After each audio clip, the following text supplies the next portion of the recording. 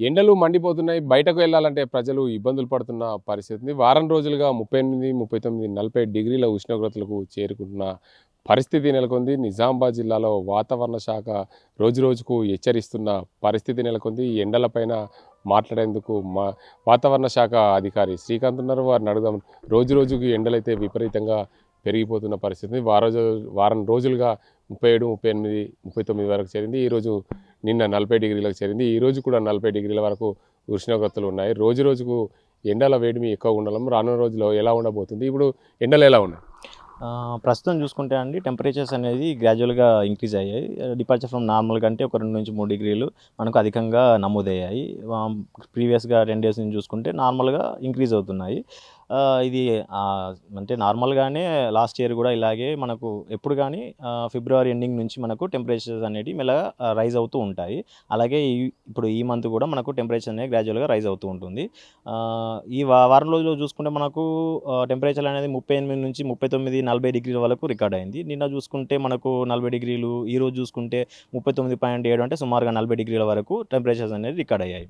అయితే చెప్పండి సార్, ముఖ్యంగా గత ఏడాదితో పోలిస్తే ఈ ఏడాది మరింత ఎండలు ఎక్కువ ఉండే అవకాశం ఉన్నది. యాక్చువల్గా ఏంటంటే అండి మనకు మెయిన్గా టెంపరేచర్స్ అనేటివి మనకు మేలో ఎక్కువగా రికార్డ్ అవుతాయి. మార్చ్, ఏప్రిల్, మే ఈ 3 నెలల్లో మనకు ఎక్కువ రికార్డ్ అవుతాయి. పోయిన సంవత్సరం కూడా ఈ టైంలో సుమారుగా 39 నుంచి 40 డిగ్రీలే రికార్డ్ అయ్యాయి.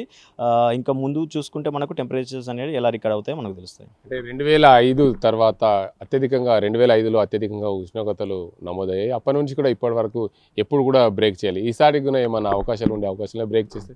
అంటే యాక్చువల్గా ఏంటంటే మనకు హైయెస్ట్ ఇంతవరకు 2005లో మేలో 47.3 డిగ్రీస్ అనేది రికార్డ్ అయింది. అదే ఇప్పటి వరకు హైయెస్ట్.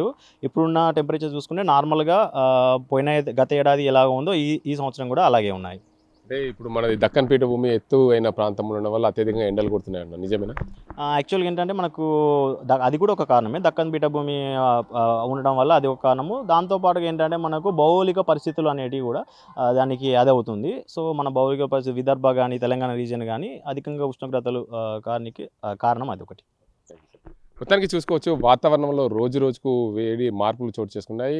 2005 తర్వాత ఇప్పటి వరకు కూడా ఉష్ణోగ్రతలు ఎప్పుడు కూడా బ్రేక్ చేయలేదు. 2005 మేలో 47.3 డిగ్రీల ఉష్ణోగ్రతలు నమోదయ్యాయి. అప్పటి నుండి కూడా ఇప్పటి వరకు ఎప్పుడు కూడా వాతావరణంలో ఎప్పుడు 40 డిగ్రీల పైనే ఎండ ఉంది. ఎప్పుడు కూడా ఆ బ్రేక్ని అయితే బ్రేక్ చేయలేదు. ఈసారి కూడా గత ఏడాదితో పోలిస్తే ఈసారి 1-2 సెంటీమీటర్లు అటు ఇటు ఉండొచ్చు అని చెప్పి వాతావరణ శాఖ అధికారులు చెప్తున్నారు. దక్కన్ పీఠభూమి ఎత్తైన ప్రాంతము, వాతావరణంలో భౌగోళిక పరిస్థితుల్లో ప్రభావం మార్పుల వల్ల కొంచెం ఎండలు అధికంగా ఉన్నాయి. దీనివల్ల ప్రజలు ఇబ్బందులు పడదు. అత్యవసరం ఉంటే బయటకు వెళ్ళాలి. ఎండ నుండి కాపాడుకునే దిశగా ప్రయత్నాలు చేయాలి. ఖచ్చితంగా పని ఉంటేనే తప్ప బయటకు వెళ్ళాలి. ఎండల నుండి తమ ఆరోగ్యాన్ని కాపాడుకునే విధంగా చూసుకోవాలని చెప్పి వాతావరణ శాఖ అధికారులు అయితే చెప్తున్నారు. ఇది ఇక్కడ పరిస్థితి. కెమెరా సజింతో గంగారెడ్డి, RTV నిజాం. ప్రపంచంలో ఏ మూల ఏ క్షణం ఏం జరుగుతుందో వేగంగా తెలుసుకోవడానికి తొలి వెలుగు వాట్సాప్ ఛానల్ని ఫాలో చేయండి.